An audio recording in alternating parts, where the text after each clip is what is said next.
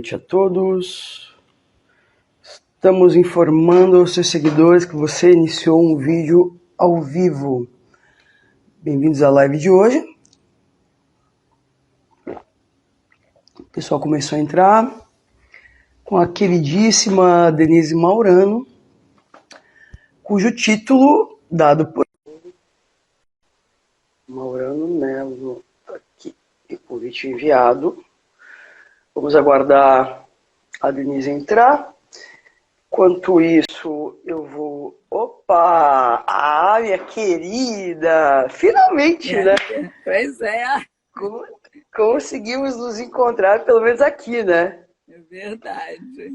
Mas eu vou pro Rio agora em agosto dar uma aula, aí a gente marca um café. Ah, com certeza. Ao vivo e a cores. Já Ao podemos. vivo com certeza. Denise, eu quero te apresentar rapidamente. A Denise é psicanalista, atuou no programa de pós-graduação em Memória Social da Unirio, em 2019, onde era professora titular, doutora em Filosofia pela Universidade de Paris 12 e pela PUC do Rio de Janeiro.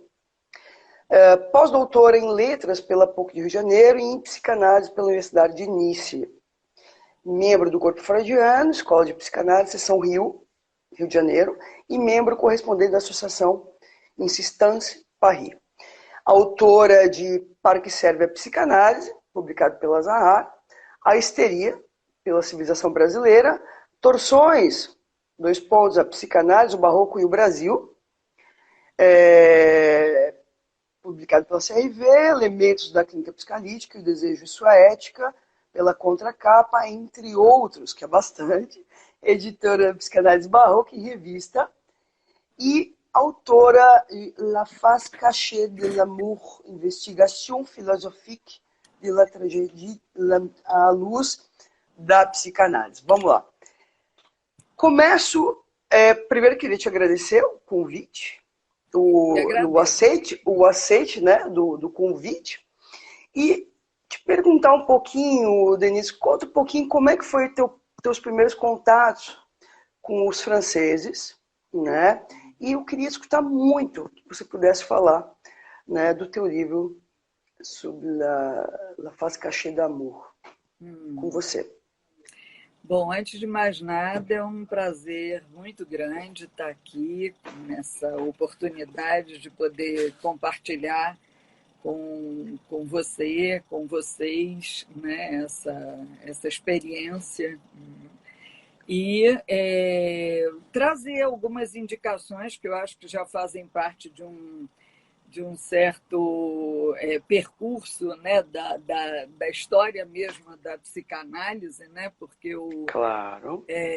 Eu faço parte de um momento que viveu influências muito diversas, né?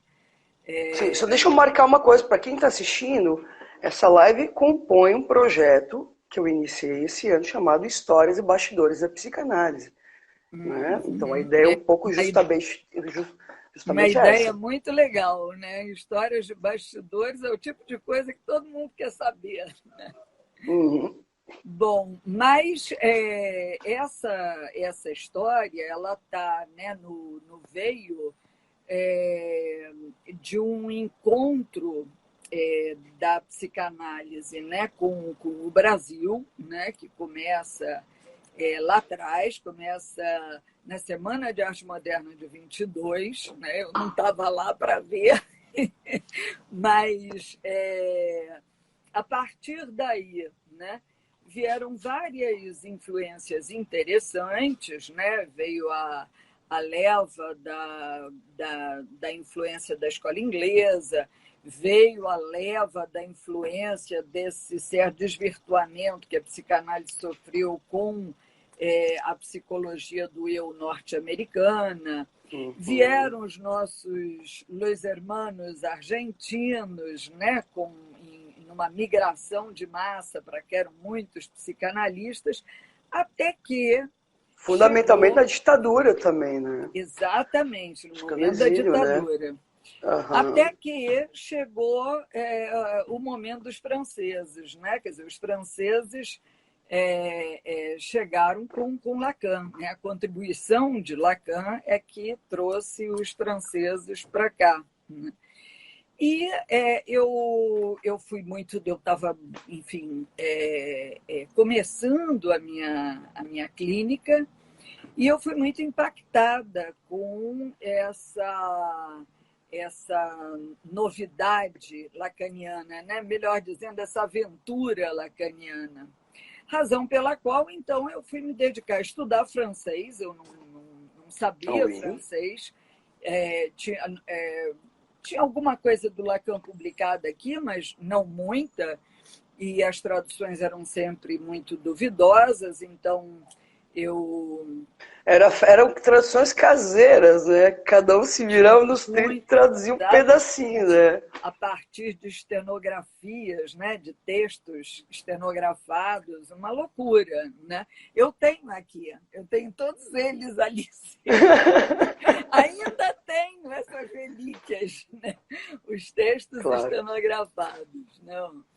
Enfim, quer dizer, os textos estabelecidos a partir dessa estenografia, né? Claro. Então, isso foi muito impactante, esse contato com a obra de Lacan, razão pela qual, num certo momento, eu resolvi me organizar para passar, por minha conta e risco, nessa época alheia às questões de universidade, 4 meses lá fora, né? Só deixa eu te fazer uma pergunta importante. O que tu acha que te engata na psicanálise mais, né? Quando você traz aí, né? Você tinha uma miscelânea, como o Brasil sempre foi muito diverso, né? Uhum. Então vieram, né, influências inglesas, influências americanas, influências francesas. O que tu acha que de alguma maneira te liga aí a Lacan, né? Te conecta a Lacan? E mais, eu queria escutar um pouco como é que surge, né, a temática do teu doutorado. Acho que é uma parte importantíssima, porque a psicanálise nasce com a tragédia. Sim, aí já tem uma história precedente, que é a minha relação com o teatro, né? Eu quero escutar. Vamos lá. Sempre fui Esses bastidores que a gente quer saber aqui. A gente quer saber de fofoca, Denise. Vamos lá. Eu sempre fui apaixonada pelo teatro, né? Eu sou prima do Rubens Correia, que enfim, foi um grande ator brasileiro, o nome do teatro, que o Teatro Ipanema, né, durante um período passou a se chamar Rubens Correia, era a casa da Tia Mocinha, que foi derrubada para ser feito o teatro. Eu sempre fui muito tocada pelo teatro, e um teatro de impacto, porque o teatro do Rubens era isso, né?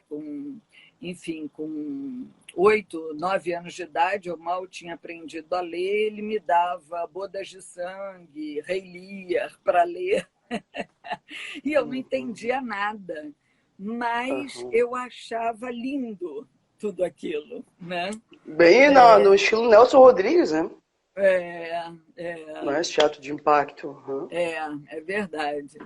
E é como se a potência das palavras tivesse ali encapsulada com uma possibilidade de significação que era absolutamente enigmática para mim, mas que me convocava a querer saber. Eu acho que eu encontrei no texto lacaniano essa mesma coisa que eu encontrei na infância, nesses textos que me chegaram às mãos e que eu não sabia o que era aquilo, mas eu sabia que aquilo era muita coisa. Né? Mas sabe que eu lembrei da parte que você me conta, porque é quase a carta roubada. Uma carta à espera de um leitor. E você falou do contato com o Alain Dier, que mandava correspondências trocadas para você e para o Marco Antônio. Olha que loucura isso! Pois é, nessa vibe de começar a ir para a França, né? Eu vou sempre, estabeleci laços muito estreitos com a França. Eu encontro o Alain de Devaio, né? E o encontrei. Como é que você conheceu ele, Denise? Bastidores, vamos lá. Bom, primeiro, quando eu publiquei o Circulação, não Circulação, quando eu publiquei o Agenda de Psicanálise, esse livro aqui, em que 1990, eu acho que ele é de 90, acho que é, não sei a data direito. Eu encontrei um texto do Alain que eu gostei muito e eu pedi para ele para publicar, para eu traduzir e publicar na agenda. Tu lembra qual foi o texto? Passarela. A Passarela. Tá. E a partir daí a gente ficou em contato. Ele sempre me mandava textos, em outras publicações, né, eu também publiquei o Alain. E quando eu fui fazer a minha bolsa sanduíche, né, na França, em Paris, eu, no final dessa trajetória da Bolsa Sanduíche, onde eu me engajei num DA lá, num mestrado, né, o equivalente ao mestrado lá, eu resolvi levar parte do meu texto para ele, né? Uhum. E aí eu tive uma grande surpresa, porque então eu enviei primeiro para ele o texto, né? Era a primeira parte, é o texto que compõe a primeira parte da Face Oculta do Amor, que versa sobre o comentário, né, psicanalítico sobre a trilogia tebana, né? E é o que eu chamo, né, que eu intitulei o apelo à lei, né? E foi muito curioso, porque o Alain me recebeu e ele muito sério, né? Me fez inúmeras questões, né? Me fez inúmeras perguntas. Eu me senti assim numa arguição, né? E por que isso? Você lembra de alguma pergunta que te marcou assim na ocasião? Lembro o que eu pensava de Dionisos, né? Qual a função de Dionisos na perspectiva psicanalítica, que eu achava que era isso. Por que eu tinha destacado tanto esse termo, que é até, né? Esse termo grego, até, para o qual ele não tinha chamado, para o qual ele não tinha atentado até então, e que ele tinha ficado muito impactado com a focalização que eu dava para esse limite do que pode ser visto da condição humana, como o ponto da virada trágica, né? Uhum. E aí a questão da dimensão do feminino, né? E até que ele virou e falou: olha, o negócio é o seguinte, eu quero você no meu grupo de artistas e psicanalistas. Olha! A gente, a partir de agora, vai trabalhar juntos. E aí eu senti assim, uma grande alegria e um espanto, porque aquela arguição toda, e aí, bom, ele abriu um largo sorriso, que foi o sorriso que eu vi para o resto da vida, né? Nessa convivência aí com o Alain de Adevayo. E o Alain era uma pessoa que agregava muito, né? E ele me perguntava assim, mas você mora no Rio e você não conhece o Marco Antônio? Marco Antônio! Eu conheço o Marco Antônio, mas eu não tenho contato com ele. Eu sei quem é, mas eu não tenho contato. Mas como? E a mesma coisa ele dizia para o Marco Antônio. E aí, o que aconteceu? Eu voltei para o Brasil, né? Depois voltei de novo para fazer o doutorado lá, né? E ele me mandava textos dele para eu entregar para o Marco Antônio e textos dele para o Marco Antônio me entregar. Até que então a gente combinou um encontro. Aham. E a partir de então a gente ficou muito próximo, muito amigo desde então, né? Mas o Alain, ele tinha muito isso, né? Ele era uma pessoa que Mas você conheceu ele na universidade? não, não, eu conheci o Alain pelas minhas iniciativas de publicação, né? Quer dizer, conheceu à distância, primeiramente. Conheci a Depois distância. conheceu, Na época onde a gente escrevia, mandava carta, voltava claro. carta, né? Não tinha nessa época nem mesmo o fax. Não, deixa só te lembrar, né? Porque olha como o tempo passou e muito rápido. Eu escrevi o troço, enfim, falando, ontem fez 1 ano da morte do Contardo, né? Uhum, pois é. Então, eu escrevi, enfim, um Pois pouco é, da minha e já história. vão fazer o quê? 2 anos da morte do Alain? 3 anos da morte do Alain? É, Loucura passa muito. isso. Mas eu lembrei que. Você lembra que a gente só trabalhava com secretária eletrônica? Sim, Lembra? Só sim. secretária Era eletrônica. essencial a Não, secretária o Zap eletrônica. Zap era impensável. Não tinha Zap Zap, mensagem de texto, lembra? É, Quer dizer, quanta coisa mudou aí, né? é verdade, é verdade. Muita coisa. E nessa época, publicar uma agenda de psicanálise era uma loucura, porque implicava você fazer contato, descobrir endereço de tudo quanto era escola de psicanálise, primeiro do Rio de Janeiro, depois do país, mandar correspondência, esperar correspondência de volta para editar o texto. E como a agenda que a gente criou aqui não era só exposição da programação, mas era também publicação de artigos Claro. Como um nacionais. correio, né? Como um correio, um boletim. Que Exatamente. era uma praxe das instituições, né? Exatamente. Então, isso demandava um trabalho de louco, né? E foi Sim. nesse trabalho de louco que eu encontrei os textos do Alain, né? Quer dizer, desde essa minha primeira viagem para lá, para a França, onde eu descobri o L'Agenda de la Psychanalyse lá, que me inspirou a fazer aqui.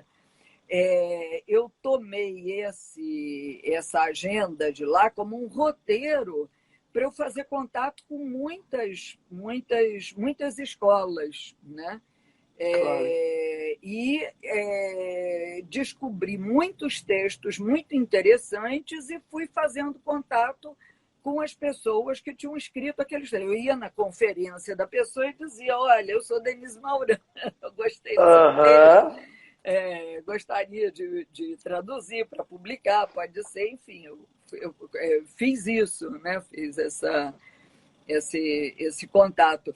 E isso só foi se estreitando, porque a psicanálise lacaniana ela ganhou um espaço muito grande no nosso universo brasileiro, né? Como tem até hoje.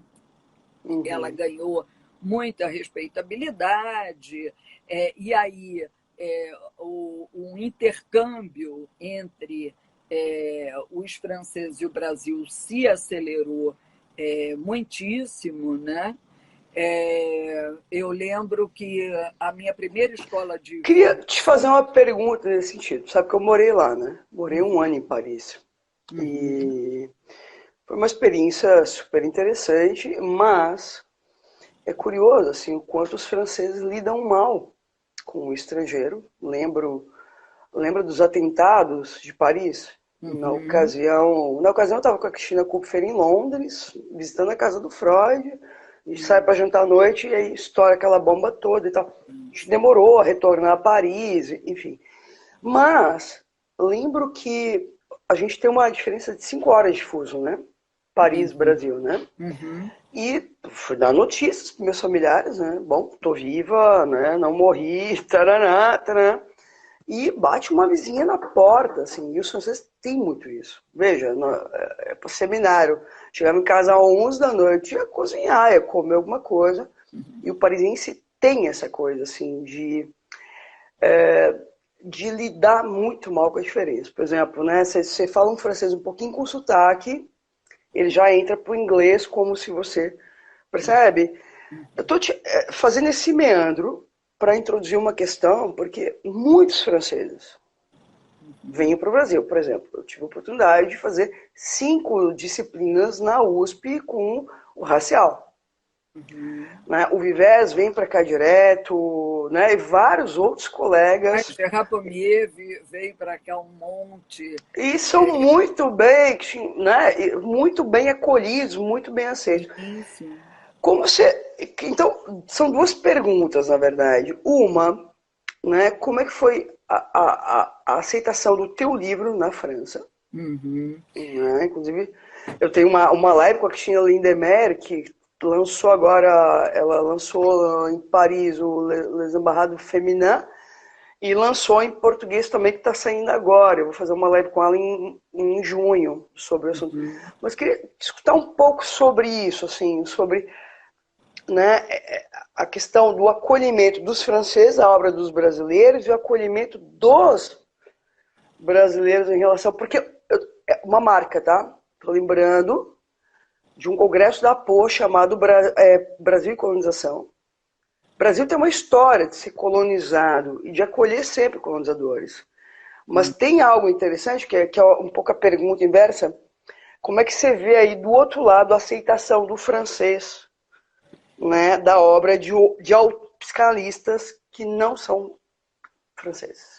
Olha, eu vejo isso em diversos momentos. Assim, primeiro, eu tenho uma experiência muito singular, porque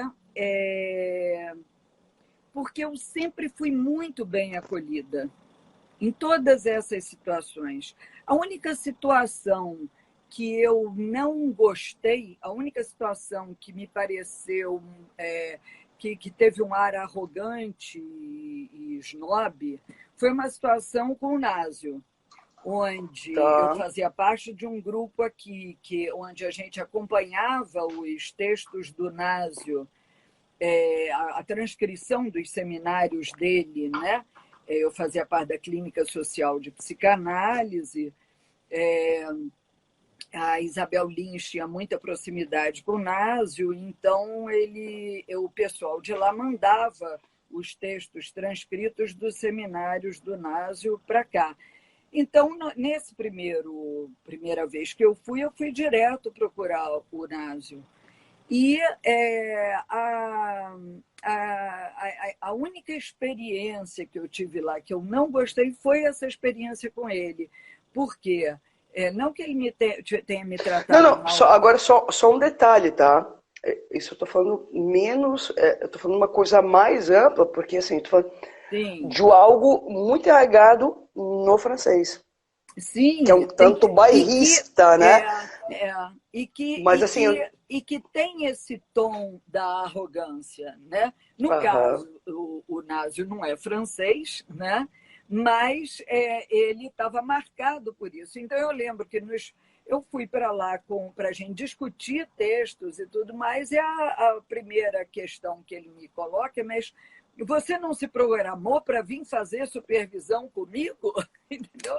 Eu não podia fazer supervisão com ele de jeito nenhum. Eu estava lá discutindo com um colega, né? E falei, eu estou aqui discutindo com um colega. Outra situação dessa muito engraçada foi com o Sérgio Coté. Porque quando você vai defender o doutorado lá, você tem que fazer uma entrevista antes, né, com os membros da banca, né? E o Sérgio Coté, que tinha sido indicado pela Catherine Miot, que também fez parte da minha banca, ele falou: madame, eu quero avisar a senhora que eu só vou ler do seu trabalho que diz respeito à psicanálise. Não me interessa ler a parte da filosofia. Aí eu falei para ele, olha, vai ficar difícil, então você lê o meu trabalho, porque eu trabalho todo o tempo na articulação entre psicanálise e filosofia. Claro. Aí ele, bom. Aí depois ele falou, mas por que a senhora está vindo defender aqui? A senhora já não defendeu no Brasil, não é doutora pelo Brasil? O que a senhora está fazendo aqui? Eu falei, olha, eu leio muitos meus colegas franceses, defender aqui foi uma oportunidade de comparecer uma versão francesa do meu trabalho e eu ser lida pelos meus colegas franceses. Agora, Denise, não te parece um movimento um tanto paranoico? O que você quer? O que você quer aqui? Sim, sim. Percebe? Exatamente. Mas o que é interessante é que se a gente não entra na vibe como é que nem do submetimento e nem da confrontação, né? Claro. Você é tratado de outro jeito. Claro, imediatamente, porque... por exemplo, né, diante dessa resposta, imediatamente ele bom, e mudou o tom dele completamente, entende? É como se a gente tivesse, sim, que conquistar diante desse outro, né, que nos olha a partir de diversos estereótipos, o lugar que é pertinente a nós, né? Ou seja, isso não é uma causa ganha, isso é uma causa de todo momento, porque, enfim, né, o Brasil... Mas aí eu acho que é importante marcar os dois pontos, né? A questão do laço social, né, na França, o olhar que se tem, né, o que o francês tem sobre o Brasil, né? Por exemplo, o dono do apartamento, eram 2 médicos que eu aluguei em Paris, fala do Brasil como carnaval, caipirinha, essa coisa toda, né? A gente tem um pouco isso, assim, como se um lugar de exploração, de apropriação, de abuso. Mas isso mudou muito. Eu diria que os franceses eles estão, hoje em dia, absolutamente interessados no que se produz em termos de psicanálise no Brasil, porque eles sentem uma certa desvitalização da psicanálise na França, né? Foram tantas as querelas políticas, foi tanta disputa, né? E posso falar sinceramente, Denise, eu achei a psicanálise... Veja, 1 ano lá, sinceramente, eu achei a psicanálise do Brasil muito mais viva do que as discussões. Claro que são discussões diferentes que operam, né? Mas, de alguma maneira, acho que tem essa vivacidade do Brasil, comparece na psicanálise brasileira. Eles têm um rigor que nos ensina muito, né? Claro. Mas, sem dúvida, a gente tem uma vivacidade, né, que é fundamental para que a psicanálise prospere. E isso, hoje em dia, é bastante reconhecido lá, né? É verdade que essa proximidade com Alain também nos deu um outro lugar, né? A mim e aos colegas, né, brasileiros que participavam, né, desse grupo do Alain, sem dúvida a gente teve um outro lugar. Tem um episódio muito engraçado que foi, por exemplo, quando o Alain nos chamou para uma comemoração em Viena, feita pelo Instituto Freud, eu não me lembro o nome, enfim, pelo instituto que cuida da casa do Freud, enfim, né? E foi a galera toda francesa e de várias partes do mundo. E eu fui falar sobre a questão do barroco, né, que é um tema de pesquisa meu, e a relação do barroco com o gozo outro, né? E isso era um final de tarde, depois de um dia inteiro de trabalho, eu falei, pronto, esse povo não vai ter a mínima paciência para me escutar, porque já vai estar todo mundo cansado, vão ver um sotaque diferente, mas eu caprichei assim no meu melhor, né? E quando eu termino de expor, que eu tinha para expor, que abre para debate, o Gerard Haddad pede a palavra e diz assim: Madame, é muito bom, muito bem, tudo que a senhora falou, mas eu gostaria de dizer para a senhora que eu não acredito em gozo outro. Ou seja, tudo que a senhora falou aí não ecoa da menor forma para mim. E aí eu parei assim, impactada, pensei e disse: bom, o senhor estava usando a palavra acreditar. Né? Perfeito, eu ia te contar isso. Efetivamente, o gozo, o outro é uma hipótese que Lacan propõe, né? Por conta da insuficiência da satisfação proveniente do gozo fálico. Portanto, claro, não é à toa que ele faz essa hipótese. E aí eu te convoco, falei para ele, na possibilidade de você acolher essa noção de gozo outro, o que seria para você o gozo outro? E aí ele para, e aí ele reage diferente. Aí ele entra, claro, ele não está mais nessa posição, né? Aí ele pensa e diz: seria o gozo da mãe? E aí a plateia inteira pululou. Claro que não, mãe é fálica. Bom, e aí foi um debate maravilhoso, né? Então, eu acho que tudo depende muito do por onde você entra, sabe? Denise, agora eu queria aproveitar e te fazer uma pergunta, porque eu acho que a gente está tocando em temas... Eu te falei que o bate-papo ia ser massa, né? Veja, isso é muito comum dentro da psicanálise, obviamente que uma espécie de... Veja, quando ele diz assim, eu não acredito em gozo outro, né? Ele faz ali, de alguma maneira, uma certa rivalização, tipo, sim, não compartilho mas das mesmas... Isso é típico do estilo francês. Mas veja, o francês, de que maneira isso também tem a ver com a análise de cada um, Denise? Porque, veja, sim, tem algo que é do estilo de uma instituição, do estilo de uma língua, estilo de um país, estilo de um laço, estilo de uma cultura. Outra coisa é também o modo como isso reverbera no sujeito. Porque foi lindíssima a tua posição, porque se não se toma narcisicamente, e você devolve ele uma questão que, tipo, se convoca um terceiro, vamos falar sobre isso, não se trata de decretar ou não, eu estou certa ou você está errado. Claro, exatamente claro. isso. Exatamente. Mas é isso, né? Eu acho que tem uma coisa no estilo francês que é extremamente polêmico, né?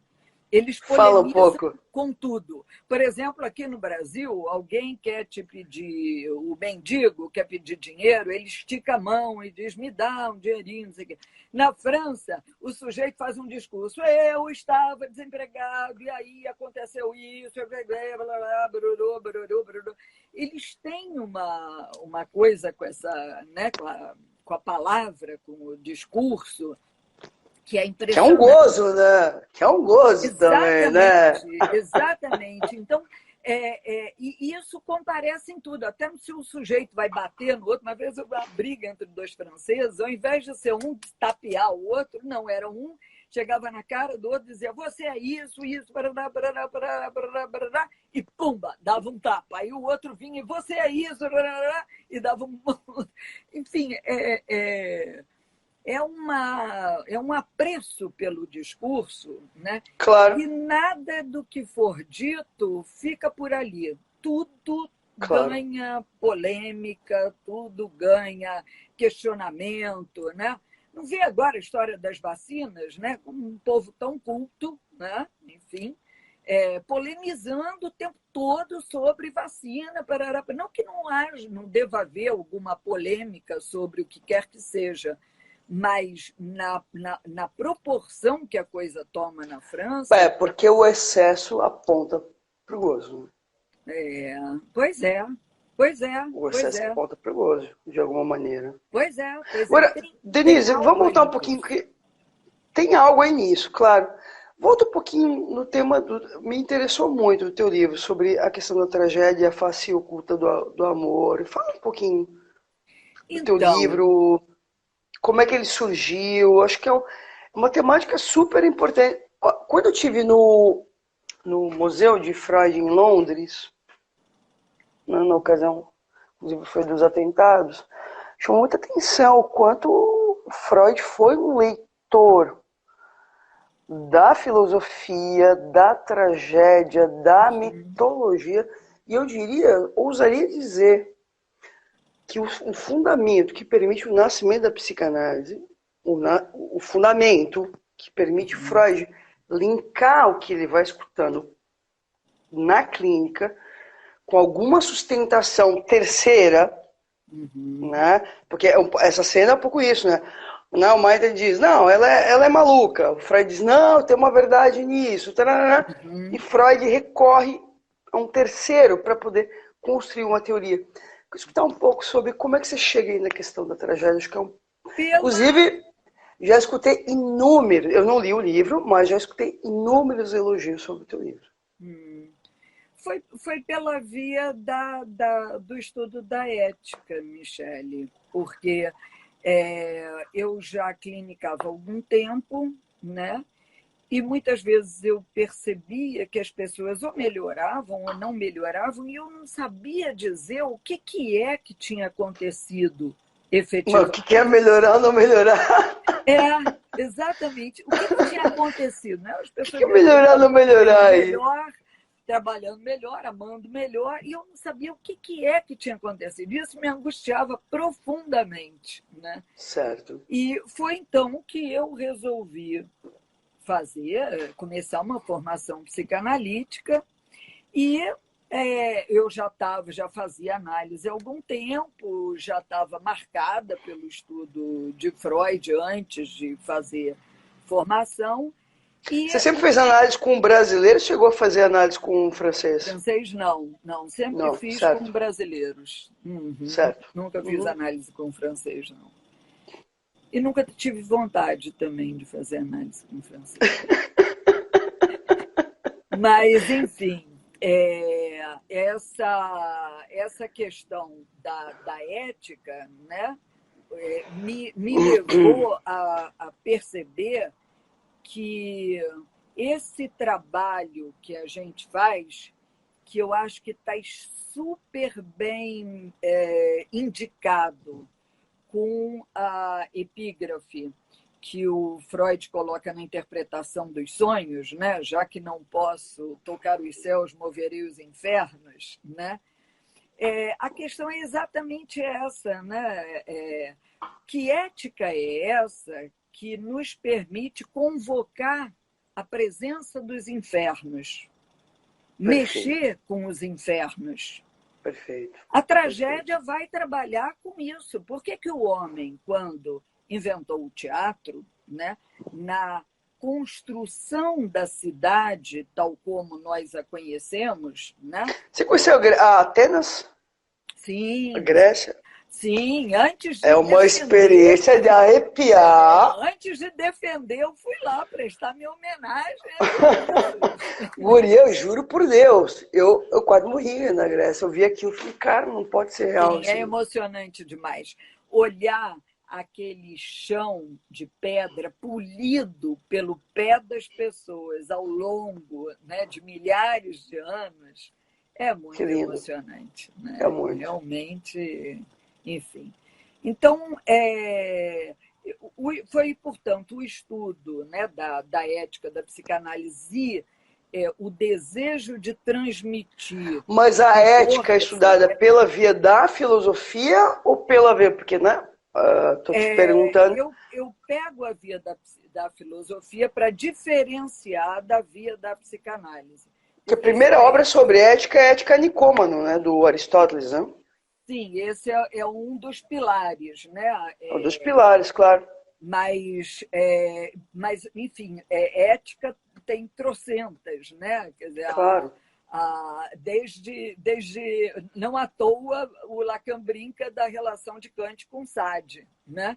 Claro. Parecem dois opostos, tão opostos e no entanto estão os dois lá aferrados a um ideal, né? De ação correta, né? cada um a seu modo. E como que é não existir ação correta? Como que é isso, né? Então, a psicanálise ela promove uma torção da discussão no campo da ética, né?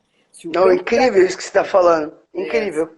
Se o campo da ética é Incrível. uma reflexão sobre a ação, né? Aquele que chega no seu consultório e diz, olha, eu não sei o que fazer, ou, olha, eu já tinha decidido que eu ia fazer isso, e quando eu vi, eu estava fazendo aquilo, né? O que eu faço para ser feliz? Essas questões são questões éticas, né? A relação do sujeito com a pertinência ou a impertinência da sua ação. É isso que é discutido no texto trágico, essa impossibilidade de um certo a priori. Claro, mas também desse conflito, né, como aparece muito bem em Antígona, né? Porque sim, nessa... exatamente, o conflito entre a ação correta ditada pelo Estado, né, Perfeito. e aquilo que ela toma como sendo a de quê, né, dos deuses, né, aquilo que seria a possibilidade de uma ação que está em conformidade com o que a gente chama hoje de jurisnaturalismo, né, em conformidade com o direito natural, né? E não as leis escritas pelos homens, né? A lei de Creonte é a lei escrita pelo homem. Um dia escreve uma coisa, outro dia escreve outra. O que Antígona chama atenção é que a vida não pode estar pautada meramente nisso, né? E tem uma potência muito maior do que isso. Denise, isso é incrível. Me fala um pouquinho o que você discute na tua tese sobre a trilogia tebana. Então, o que eu trabalho a respeito da trilogia tebana é esse fundamento no qual, curiosamente, apenas depois que Édipo cai, né, despenca do seu lugar heróico, que ele cai afirmando, não recuando das suas posições, né? Ele dita qual seria a pena do assassino de Laio, e quando ele percebe que é ele, né, o assassino de Laio, ele não recua, ele não pede para mudar a Polícia Federal para ele não ser incriminado, né? Ele segue em frente, né? E é isso que faz dele alguém de tamanho valor, né? Ao ponto de, quando ele segue para Tebas com a sua filha, com a Antígona, todos começam a convocá-lo para voltar. Não para dentro, né? Quando ele segue para Atenas, né? Para voltar, não para dentro de Tebas, porque ele não poderia, né? Mas para os arredores, porque o valor desse homem era tamanho que a proximidade dele dignificava o local. Agora, Denise, acho que é um ponto importantíssimo, né? Porque quando Freud escreve Totem e Tabu, né, que ele vai falar do pai da horda, que depois ele nomeia como mãe toda gozante, o que Édipo faz foi preservar o lugar da lei. Sim. Independente sim. dele. Sim. Né? Ou seja, ele de alguma maneira sustenta, mesmo ao preço da sua vida, o pacto civilizatório. Sim, como exatamente. Se o pacto civilizatório estivesse naquela ocasião acima dele. Né? Exatamente. E é isso que é bonito ver na perspectiva da tragédia, sobretudo se você lança mão da interpretação de Nietzsche sobre a tragédia. Porque me parece que a tragédia que encanta Freud e Lacan passa por essa contribuição, no sentido em que uma coisa que Nietzsche sublinha muito e que eu acho extremamente pertinente e importante é que quando se constrói a cidade e se precisa, na construção da cidade, estabelecer leis muito precisas para poder regular as relações, absolutamente, leis escritas, né, convenções, né, absolutamente tomar em conta que tem algo na natureza que não obedece a essas leis, não obedece a esse artifício das leis convocadas pelos homens, né? E o teatro, a arte, fica como o lugar no qual a barbárie pode se manifestar, mas com o menor dano possível.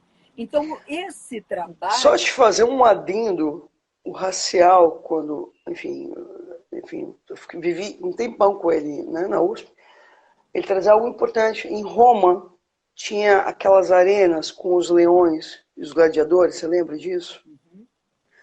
Ou seja, de alguma maneira, dar um lugar para o exercício pulsional, o exercício da violência e das pulsões, é justamente interditar que se realize no âmbito da cidade, percebe? Porque isso também retorna né, de maneira violenta na medida em que é recalcado. Exatamente. Quanto do lado maior social. O recalque, maior a potência do que foi recalcado. Né? Mas o que eu acho mais legal ainda na tragédia, na arte trágica, é que esse horror que ela apresenta é transfigurado pela beleza das ações, da cena e da música. Né? Uhum. Então, tudo que se passa na tragédia de violento, de terrível, encontra uma outra dimensão na medida em que ganha o contorno do artifício artístico. Tá, mas aí tu entra numa frase importante do Hölderlin que diz assim, aquilo que mata é aquilo que salva. Sim. Uhum. Percebe? Uhum. De alguma maneira, que tipo de subversão você acha que o teatro é capaz de produzir aí? E não só o teatro, né? Porque a gente, na verdade, está falando de psicanálise, né? Mas um pouco o quanto você faz uma articulação lindíssima, que eu gostei muito. O quanto no teatro pode aparecer. O quanto o teatro pode dar lugar àquilo que está interditado no campo do discurso, aquilo que é indizível, né? Vou lembrar aqui Dogville, do Lars von Trier. Lembra? O filme que se passa numa cena de teatro, certo? Assim como na condução das análises, onde o sujeito pode falar de horrores, daquilo que aparentemente na vida social seria um horror, mas ele está falando dele como sujeito. Ali também eu achei muito apropriado e muito ético da tua parte a aproximação desses dois campos, Denise. Queria te escutar um pouco sobre isso. Mas é exatamente por aí, né? Quer dizer, no trabalho da civilização, que é um trabalho tão difícil, né? Porque não à toa Freud, frente às guerras, né, se dá conta de que somos tão bárbaros quanto civilizados, ou seja, não há uma evolução em prol... E que ele diz, a civilização não está garantida. Exatamente. Né? Então, se estamos fadados a isso, que tipo de acolhimento dentro da civilização, que tipo de acolhimento pode ser feito da barbárie, né? Eu escrevi há um tempo atrás um texto com a Beth Fuchs, que chama A Arte como Medida de Segurança Pública. Né? Olha! Onde eu acredito piamente nisso. E eu acho que qualquer trabalho que é feito nas comunidades mostra isso. O quanto, quando entra a arte, entra a possibilidade de manifestações sublimadas, né, do que quer que seja, das intensidades pulsionais, isso minora a necessidade de força policial. né? Claro. De força repressiva. Né? Sabe que eu lembrei? Dá um encaminhamento. Né? Sabe que eu lembrei? Você lembra do espetáculo que se montou do filho do Bolsonaro que pegou a placa da Marielle e rasgou, destruiu? Você lembra disso? Isso também é uma forma de espetáculo. Percebe?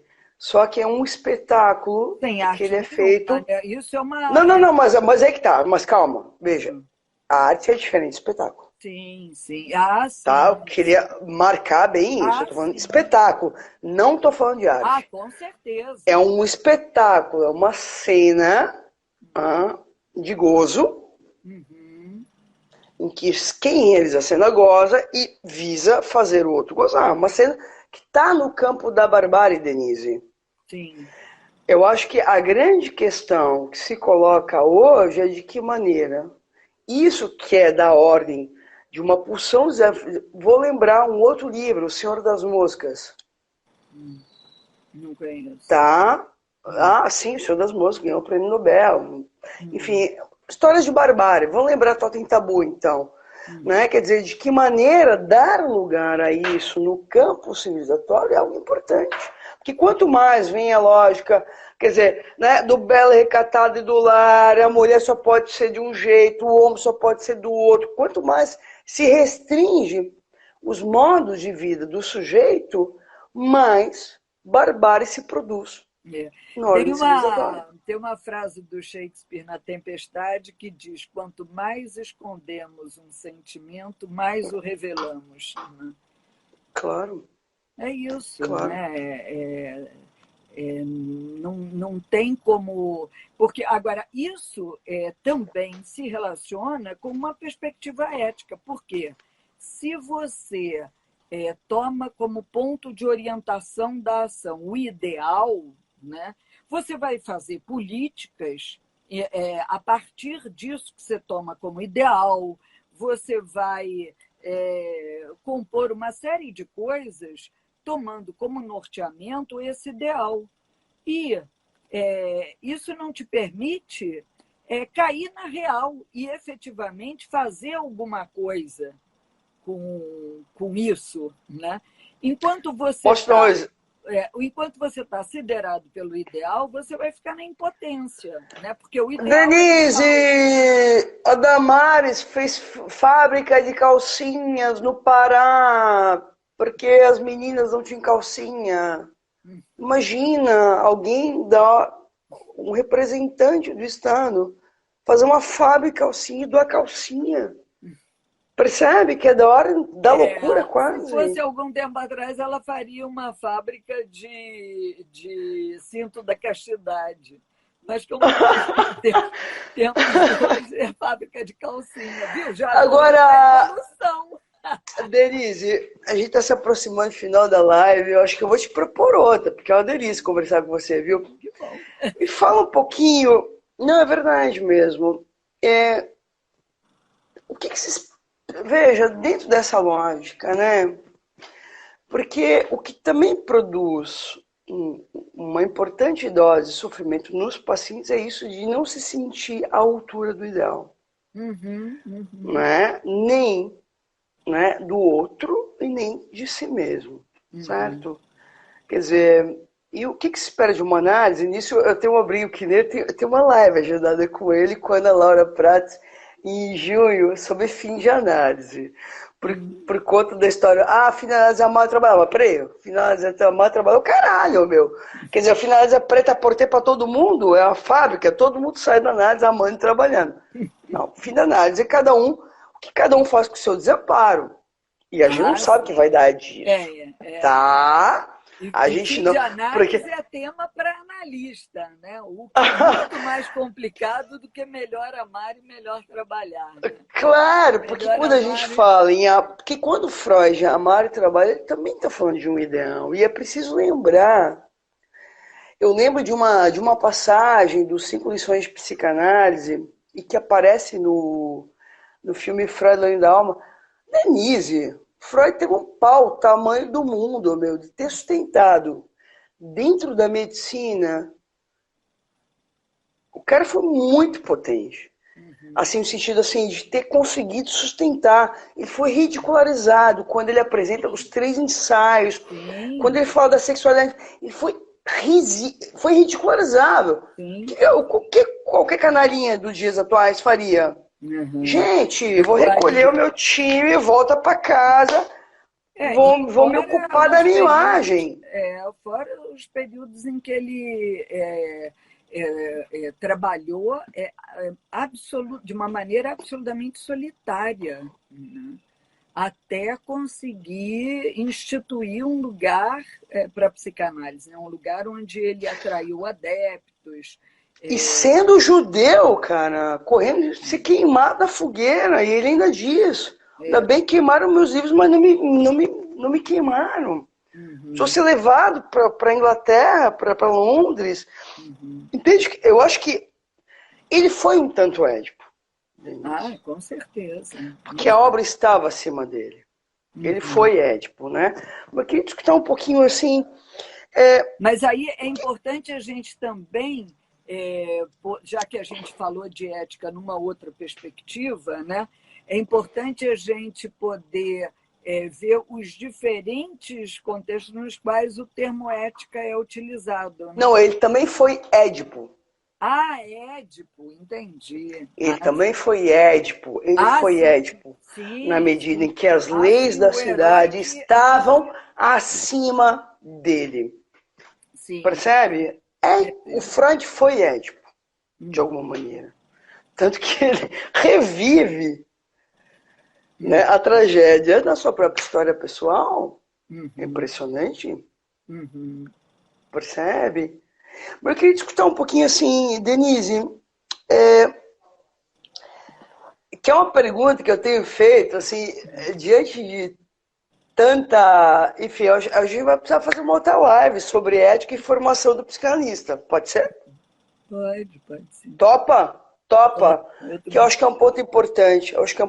Diante dessa lógica do discurso do capitalista, né? Da graduação em psicanálise, né? Piada. Uau, de arrepiar, né? Queria discutir um pouco, assim, de gente que se diz analista, não faz análise, não faz supervisão, não faz formação.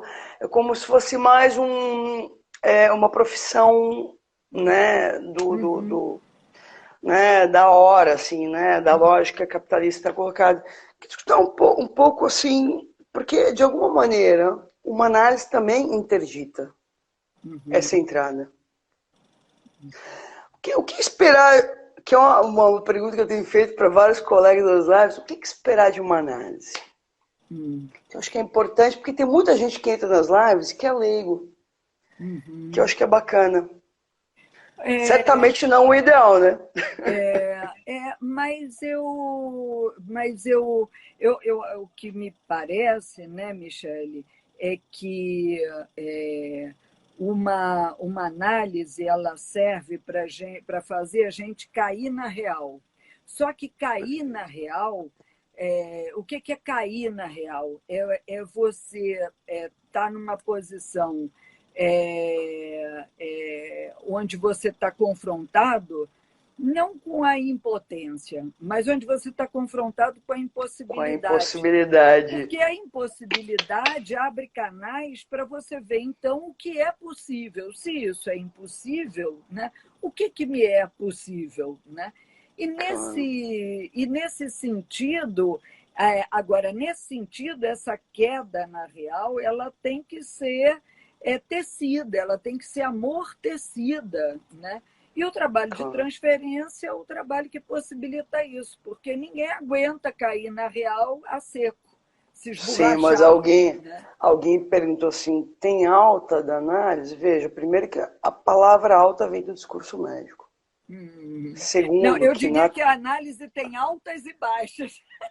Não, mas alguém tem alta da análise, alta no sentido médico, alta, né?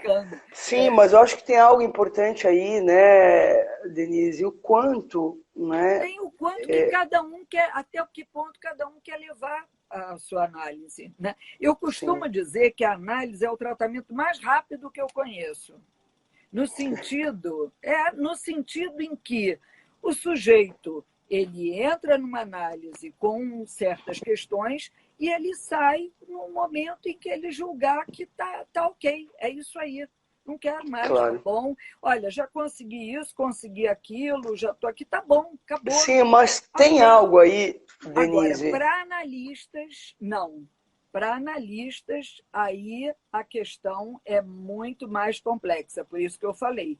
A questão do fim da análise é uma questão para analistas. Para todos os Então outros... tá bom, eu vou te propor uma próxima live, então. Tá? O fim de análise é a formação do psicanalista. Sim, tá? senhora. Eu acho que é um ponto importante, porque assim, eu acho que tem algo importante que necessariamente, Denise, um fim de análise, necessariamente, me parece, né? Ele poderia conduzir a justamente uma queda dos ideais, isso que se aponta como cair na real. Deixar cair um ideal que torna possível, aqui eu vou retomar um pouco a Hannah Arendt, no Entre o Passado e o Futuro, ela diz assim, na medida em que você deixa cair o ideal, você sai do mundo das ideias e você começa a participar ativamente como sujeito do pacto civilizatório em que você vive, que é o que a Hannah Arendt vai falar da condição do sujeito da polis. Tem algo aí de uma responsabilidade do sujeito que está na polis. E olha, o sujeito da psicanálise não é o sujeito do narcisismo, que fica se olhando no espelho, quantas curtidas tem o cara da quarta. Não, é o sujeito que ativamente vai para a polis e é como é, tipo, sim. Eu perco a minha vida, mas a lei da polis está... Não a lei jurídica, mas a ética precisa estar acima disso. Isso implica um movimento que extrapola essa perspectiva da mera afirmação de si, né? Isso implica você ser parte de um todo, né? Perfeito. Portanto, implica você tocar um modo de satisfação que não é eu sou, eu posso, eu faço, eu aconteço, mas um modo de satisfação que te conecta com todo o resto, onde você é mais um, né? Claro, claro. A psicanálise, ela atua como uma certa moenda narcísica, se ela atua como uma certa moenda narcísica, é nessa direção, para que você possa olhar para quem e para além desse si mesmo, né? Claro, claro, porque era uma coisa é se libertar de uma alienação em que mamãe, ou os agentes parentais, ou o grande outro parental, encarna a lei. Porque justamente é furar essa lógica de alienação ao outro parental que permite o sujeito poder funcionar a partir das leis da polis. Eu acho que tem algo importante. Combinado, então? Uma outra live sobre a ética e a formação do psicanalista. Meu amor, você é incrível. Adorei conversar com você. Também adorei conversar com você. O pessoal está aqui comentando, inclusive uma médica. Que conversa linda.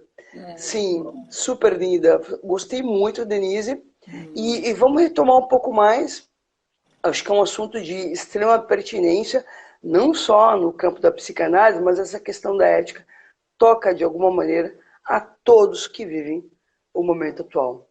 Tá? Meu amor, beijo grande, beijo. Conversa linda, obrigado a todos pela presença. Vai ficar gravada no Instagram e depois vai lá pro YouTube. Tá bom? Beijo. Obrigada, Denise. Boa noite. Beijo para todo mundo. Obrigada aí pela paciência. Não, foi incrível. O pessoal tá aqui elogiando, super elogiando, tá?